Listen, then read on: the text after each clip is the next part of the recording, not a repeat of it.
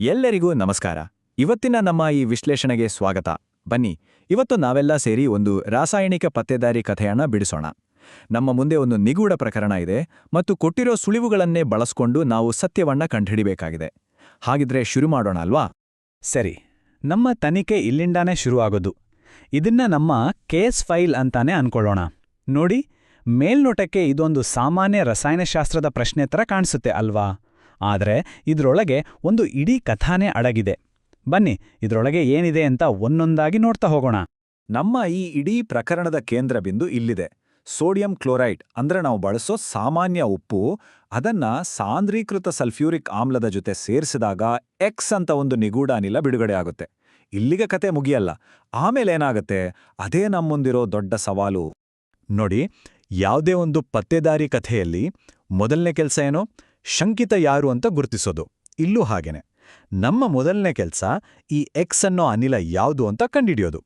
ಇದ್ರ ಗುರುತು ಸಿಕ್ಕಿಲ್ಲ ಅಂದ್ರೆ ನಮ್ಮ ತನಿಖೆ ಒಂದು ಹೆಜ್ಜೆಯೂ ಮುಂದೆ ಹೋಗಲ್ಲ.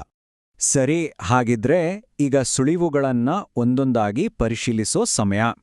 ನಮ್ಮ ಈ ಕೇಸ್ ಫೈಲ್ನಲ್ಲಿ ಕೊಟ್ಟಿರುವ ಪ್ರತಿಯೊಂದು ಸಣ್ಣ ವಿವರ ಕೂಡ ನಮ್ಮನ್ನ ಉತ್ತರಕ್ಕೆ ಹತ್ರ ಕರ್ಕೊಂಡೋಗುತ್ತೆ. ಹಾಗಾಗಿ ಪ್ರತಿಯೊಂದು ಸುಳಿವನ್ನೂ ಗಮನ ಇಟ್ಟು ನೋಡಬೇಕು. ಓಕೆ, ಈಗ ಆ ರಾಸಾಯನಿಕ ಕ್ರಿಯೆ ನಡೆಯೋ ಜಾಗಕ್ಕೆ ಹೋಗೋಣ. ಇಲ್ಲಿ ಎರಡು ಮುಖ್ಯ ಪಾತ್ರಗಳಿವೆ. ಒಂದು ಸೋಡಿಯಂ ಕ್ಲೋರೈಡ್ ಅಂದರೆ NaCl, ಇನ್ನೊಂದು ತುಂಬಾನೇ ಪ್ರಬಲವಾದ ಸಾಂದ್ರೀಕೃತ ಸಲ್ಫ್ಯೂರಿಕ್ ಆಮ್ಲ. ಈ ಸಲ್ಫ್ಯೂರಿಕ್ ಆಮ್ಲ ಇದೆಯಲ್ಲ, ಅದು ತುಂಬಾ ಶಕ್ತಿಶಾಲಿ. ಹಾಗಾಗಿ ಅದು ಸೋಡಿಯಂ ಕ್ಲೋರೈಡ್ನಿಂದ ಕ್ಲೋರೈಡ್ ಅಯಾನ್ ಅನ್ನು ತನ್ನ ಕಡೆಗೆ ಎಳೆದುಕೊಳ್ಳುತ್ತೆ. ಆಗ್ಲೇ ನಮ್ಮ ನಿಗೂಢ ಅನಿಲ ಎಕ್ಸ್ ಹುಟ್ಕೊಳ್ಳೋದು. ಮತ್ತು ರಹಸ್ಯ ಕೊನೆಗೂ ಬಯಲಾಗಿದೆ.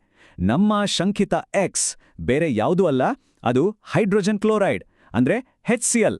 ಅಲ್ಲಿಗೆ ನಮ್ಮ ಪ್ರಕರಣದ ಮೊದಲ ಭಾಗವನ್ನ ಯಶಸ್ವಿಯಾಗಿ ಭೇದಿಸಿದಿವಿ. ಒಂದು ರಹಸ್ಯತೋ ಬಯಲಾಗಿದೆ. ಆದ್ರೆ ಕಥೆ ಇಲ್ಲಿಗೆ ಮುಗಿದಿಲ್ಲ, ಇನ್ನೂ ಮುಂದಿದೆ. ಸಾಮಾನ್ಯ ಇಂಟ್ರೆಸ್ಟಿಂಗ್.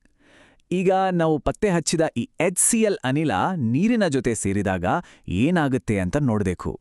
ಇದು ನಮ್ಮ ತನಿಖೆಯ ಎರಡನೇ ಅಧ್ಯಾಯ. ಹಾಗಿದ್ರೆ ಯೋಚನೆ ಮಾಡಿ, HCl ಅನಿಲ ನೀರಿನಲ್ಲಿ ಕರಗಿದಾಗ ಅದು ಹೇಗೆ ಬದಲಾಗಬಹುದು? ಅದು ಇದ್ದಾಗೇ ಇರುತ್ತಾ ಅಥವಾ ಹೊಸ ಕಣಗಳಾಗಿ ಒಡೆದೋಗುತ್ತಾ? ಈ ಪ್ರಶ್ನೆಗೆ ಉತ್ತರ ಏನು ಅಂತ ನೋಡೋಣ ಬನ್ನಿ. ಉತ್ತರ ಇಲ್ಲಿದೆ ನೋಡಿ. HCl ನೀರಿನಲ್ಲಿ ಸೇರಿದ ತಕ್ಷಣ ಅದು ಧನಾತ್ಮಕ ಆವೇಶ ಇರೋ ಹೈಡ್ರೋಜನ್ ಅಯಾನ್ ಅಂದ್ರೆ H+ ಮತ್ತು ಋಣಾತ್ಮಕ ಆವೇಶ ಇರೋ ಕ್ಲೋರೈಡ್ ಅಯಾನ್ ಅಂದ್ರೆ Cl- ಆಗಿ ವಿಭಜನೆಯಾಗತ್ತೆ. ಅಷ್ಟೇ ಅಲ್ಲ, ಕೆಲವು ಸಲ ಈ ಹೈಡ್ರೋಜನ್ ಅಯಾನ್ ನೀರಿನ ಅಣು ಜೊತೆ ಸೇರ್ಕೊಂಡು ಹೈಡ್ರೋನಿಯಂ ಅಯಾನ್ ಅಂದ್ರೆ H3O+ ಆಗಿಯೂ ಬದಲಾಗತ್ತೆ. ಯಾವುದೇ ವಸ್ತುವಿಗೆ ಆಮ್ಲೀಯ ಗುಣ ಬರೋದಕ್ಕೆ ಇದೇ ಕಾರಣ. ಈಗ ನಾವು ಈ ಪ್ರಕರಣದ ಕೊನೆಯ ಹಂತಕ್ಕೆ ಬಂದಿದ್ದೀವಿ ಮತ್ತು ಇಲ್ಲೇ ಕಥೆಗೆ ಒಂದು ಅನಿರೀಕ್ಷಿತ ತಿರುವು ಸಿಗೋದು. ಅಂತಿಮ ಉತ್ಪನ್ನಗಳು ಯಾವುವು ಅನ್ನೋದನ್ನ ಕಂಡುಹಿಡಿಯೋದೇ ನಮ್ಮ ಮುಂದಿರೋ ಕೊನೇ ಸವಾಲು. ನಮ್ಮ ಮುಂದಿರೋ ಕೊನೆಯ ಪ್ರಶ್ನೆ ಇದು. HCl ಅನಿಲವನ್ನ ಸುಣ್ಣದ ತಿಳಿನೀರು ಅಂದ್ರೆ ಸ್ಲೇಗ್ಡ್ ಲೈಮ್ ದ್ರಾವಣದ ಮೂಲಕ ಹಾಯಿಸಿದಾಗ ಕೊನೆಗೆ ಸಿಗುವ ಉತ್ಪನ್ನಗಳು ಯಾವುವು? ಇದಕ್ಕೆ ಜವಾಬು ನಮ್ಮನ್ನ ಅಂತಿಮ ಸತ್ಯದ ಕಡೆಗೆ ಕರ್ಕೊಂಡ್ಹೋಗುತ್ತೆ. ನಮ್ಮ ಕೇಸ್ ಫೈಲ್ಗೆ ವಾಪಸ್ ಬರೋಣ. ಅದರಲ್ಲಿರೋ ಉತ್ಪನ್ನಗಳು ಅನ್ನೋ ವಿಭಾಗ ನಮಗೆ ಕೊನೆಯ ಸುಳಿವುಗಳನ್ನ ಕೊಡುತ್ತೆ. ಅಲ್ಲಿ ಏನಿದೆ ಅಂತ ಒಮ್ಮೆ ನೋಡೇ ಬಿಡೋಣ. ಇಲ್ಲೊಂದು ಕುತೂಹಲಕಾರಿ ವಿಷಯ ಇದೆ. ದಾಖಲೆಯಲ್ಲಿ ಕೊಟ್ಟಿರೋ ಪ್ರಕಾರ ಅಂತಿಮ ಉತ್ಪನ್ನಗಳು ಸೋಡಿಯಂ ಕ್ಲೋರೈಡ್ NaCl ಮತ್ತು ನೀರು H2O. ಇದು ಯಾಕೆ ಆಸಕ್ತಿಕರ ಅಂದ್ರೆ, ಸಾಮಾನ್ಯವಾಗಿ HCl ಆಮ್ಲ ಸೋಡಿಯಂ ಹೈಡ್ರಾಕ್ಸೈಡ್ನಂತಹ ಪ್ರತ್ಯಾಮ್ಲದ ಜೊತೆ ಸೇರಿದಾಗ ಈ ಉತ್ಪನ್ನಗಳು ಬರ್ತವೆ. ಆದರೆ ನಮ್ಮ ಪ್ರಶ್ನೆಯಲ್ಲಿ ಕೇಳಿದ್ದು ಸುಣ್ಣದ ತಿಳಿನೀರಿನ ಬಗ್ಗೆ. ಬಹುಶಃ ಈ ಮೂಲ ಪ್ರಶ್ನೆಯಲ್ಲಿ ಎರಡು ಬೇರೆ ಬೇರೆ ಸನ್ನಿವೇಶಗಳನ್ನ ಒಟ್ಟಿಗೆ ಸೇರಿಸಿರಬಹುದು. ನೋಡಿ, ವಿಜ್ಞಾನದಲ್ಲಿ ಕೆಲವೊಮ್ಮೆ ಇಂತಹ ಗೊಂದಲಗಳು ಕೂಡ ಎದುರಾಗ್ತವೆ. ಯಾವುದೇ ತನಿಖೆಯಲ್ಲಿ ನಮ್ಮ ಕೈಗೆ ಸಿಕ್ಕಿರೋ ಸಾಕ್ಷಿಯನ್ನ ನಿಖರವಾಗಿ ವಿಶ್ಲೇಷಿಸೋದು ತುಂಬಾನೇ ಮುಖ್ಯ. ನಮ್ಮ ಗುರಿ ಕೂಡ ಅದೇ. ಇಲ್ಲಿ ಕೊಟ್ಟಿರೋ ಮಾಹಿತಿಯನ್ನ ಅದು ಇದ್ದ ಹಾಗೇ ಅರ್ಥ ಮಾಡ್ಕೊಳ್ಳೋದು. ಹಾಗಾದ್ರೆ ನಮ್ಮ ಇಡೀ ಪ್ರಕರಣದ ಸಂಪೂರ್ಣ ಚಿತ್ರಣ ಇಲ್ಲಿದೆ ನೋಡಿ. ಮೊದಲನೇ ಭಾಗದಲ್ಲಿ HCl ನೀರಿನಲ್ಲಿ ಹೇಗೆ ಅಯಾನುಗಳಾಗಿ ಒಡೆಯುತ್ತೆ ಅಂತ ನೋಡಿದ್ವಿ.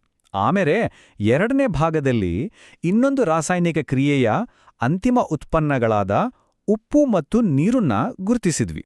ಈ ಪ್ರಕರಣವನ್ನ ಮುಗಿಸೋದಕ್ಕೂ ಮುನ್ನ ಒಂದು ಕೊನೆಯ ಪ್ರಶ್ನೆ. ವಿಜ್ಞಾನದಲ್ಲಿ ನಾವು ಕಂಡುಹಿಡಿಯೋ ಉತ್ತರಗಳಷ್ಟೇ ನಾವು ಕೇಳೋ ಪ್ರಶ್ನೆಗಳು ಮುಖ್ಯ ಅಲ್ವಾ? ಯಾಕಂದ್ರೆ ಕೆಲವೊಮ್ಮೆ ಒಂದು ಸರಿಯಾದ ಪ್ರಶ್ನೆ ಕೇಳೋದೇ ಒಂದು ದೊಡ್ಡ ಸಂಶೋಧನೆಗೆ ದಾರಿ ಮಾಡಿಕೊಡುತ್ತೆ. ಇದರ ಬಗ್ಗೆ ಯೋಚನೆ ಮಾಡ್ತಾ ಇರಿ. ಮುಂದಿನ ವಿಶ್ಲೇಷಣೆಯಲ್ಲಿ ಮತ್ತೆ ಸಿಗೋಣ.